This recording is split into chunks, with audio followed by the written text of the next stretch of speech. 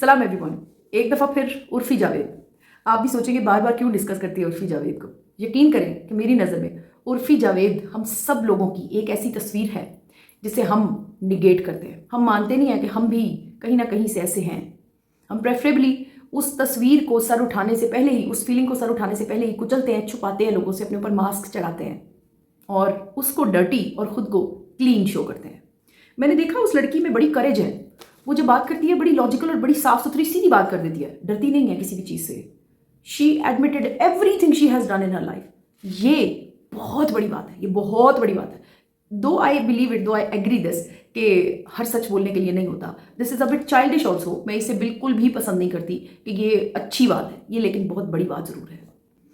अच्छा, मुझे वो लड़की हिट करती है। मैंने पिछले दिनों उसका एक वीडियो देखा। वो ऐसे खड़ी थी, इंटरव्यू दे रही थी लोगों को, तो वो गिर गई खड़े खड़े। उसकी हील में उसका पजामा फंस गया था और उसको बड़ी मुश्किल से निकाल रही थी। And then she stood up again and she was just insulted. She got insulted actually, कि वो उसके अंदर एक कॉन्फिडेंस लेवल भी कम हुआ और उसके बाद वो उठी और चली गई। इस तरह से अक्सर औकात उसके साथ होता है। जब भी वो पब्लिकली कहीं भी होती है, या तो वो गिर जाती है या उसको कोई हिट हो जाता है, या वो कहीं कहीं ना कहीं से वो कंफ्यूज होती है। मुझे तो कई दफ़ा लग रहा था कि ये जो इसने कोई लीरे पतीरे पहनी हुई है ना, इसको कोई खींच ना दे, कोई उतार ना दे, इसको रही सही भी उसकी जो रिस्पेक्ट है वो खत्म हो जाएगी।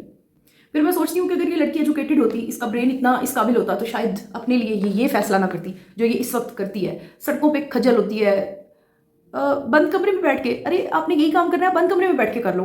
अपनी लाइफ को आप एग्जिबिट करो, लोगों के साथ लाइव चला दो, डेली का इतना कमा लोगे आप, इतना आप सोशल मीडिया पे वायरल हो जाओगे।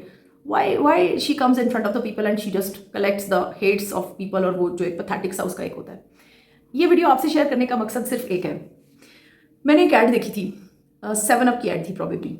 एक लड़का एक रूम के अंदर जाता है, शीशे का रूम है और छोटा सा रूम है, उसके अंदर जाता है और वो उसके बाद ना वहाँ से एक झाग हो जाती है और शर गर बर आवाज़ें यूँ आती हैं। और फिर वो बड़े बड़े ब्रश चलते हैं, जैसे सफाई हो रही होती है, जैसे कार वॉश में आप देखते हैं ना, ब्रश आते हैं, फिर वो गाड़ी को धोते हैं। इस तरह करके ना उसको सारे को वॉश किया गया पहले।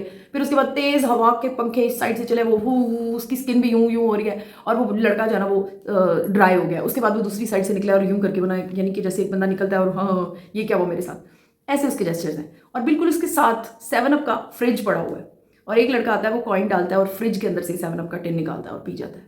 और जाते जाते वो जो इतना शर गर कर वाक़ है ना, उसको जाते जाते कहता है सिंपलर इज़ बेटर। मुझे ये ऐड बड़ी अच्छी लगी, सिंपलर इज़ बेटर।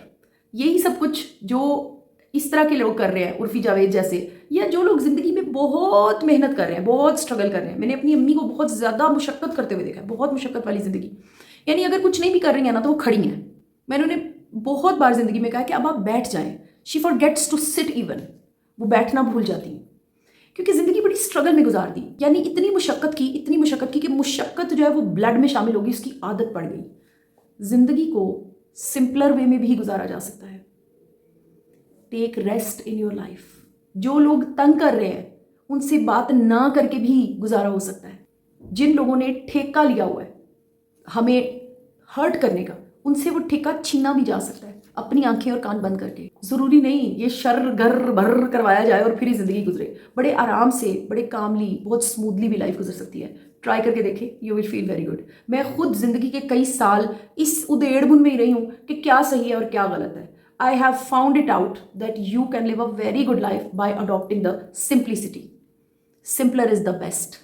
सो छोटे छोटे स्टेप्स लेके अपनी लाइफ में इस चीज़ को आदत डालना कि क्यों मैं शर गड़बड़ करूँ और क्यों मैं इतनी प्रॉब्लम्स को फेस करूँ। मैं आराम से भी लाइफ को गुजार सकती हूँ या गुजार सकता हूँ। आपने अपने कीमती वक्त में से मुझे वक्त दिया। Thank you so much. Good bye.